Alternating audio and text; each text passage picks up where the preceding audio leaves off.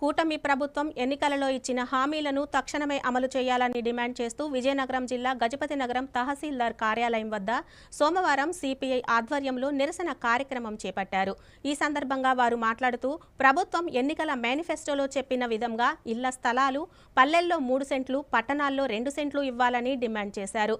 అదేవిధంగా ఉపాధి హామీలో 200 పని నినాదాలు ఇవ్వాలని, రోజుకు 600 వేతనం ఇవ్వాలని కోరారు.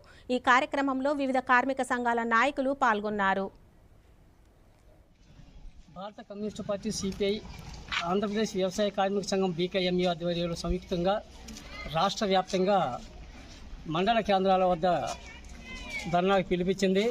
ఈ సందర్భంగా గజపతినగరం నియోజకవర్గ కేంద్రంలో కూడా ఈ కార్యక్రమాన్ని భారత కమ్యూనిస్టు పార్టీ వ్యవసాయ కార్మిక సంఘం సంయుక్తంగా చేయడం జరుగుతుంది. ఈ సందర్భంగా ఈ ప్రభుత్వం వచ్చి సంవత్సర కాలం ఈ నెలతో పూర్తవుతుంది. ఈ సంవత్సర కాలంలో ఇచ్చిన హామీల్లో ఒకే ఒక్క పెన్షన్ పెంపుదల తప్ప మిగతాది ఏది కూడా అమలు కాలేదు. దీన్ని భారత కమ్యూనిస్ట్ పార్టీ వ్యవసాయ కార్మిక సంఘం తీవ్రంగా ఖండిస్తుంది. ఎందుకంటే చెప్పేది చేసేది పొంతన లేకుండా ఉంది. ఈనాటికి కూడా ఇళ్ల స్థలాలపైన స్పష్టత లేదు. దాంట్లో భాగంగానే నిత్యావసర వస్తువులు పెరుగుతున్న దాన్ని బట్టి ఉపాధి కూలీల రేట్లు కూలీలు కానీ పెరగటం లేదు. సంవత్సరానికి 3 సిలిండర్లు ఇస్తామని చెప్పి ఒకే సిలిండర్ ఇప్పటికి అందింది, ఇంకా 2 సిలిండర్లు అందలేదు. ఆర్థిక సంవత్సరం కొత్త సంవత్సరం వచ్చి ఇప్పుడు 2 నెలలు పూర్తవుతుంది, ఇప్పుడు కూడా ఒక సిలిండర్ లేదు. వ్యవసాయ కార్మికులకి క్యూబిక్ మీటర్ రేటు పెంచలేదు.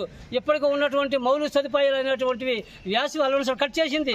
పాత పద్ధతిలో గత 8 సంవత్సరాల కింద ఇచ్చిన పనిముట్లనే వాడుతుంది.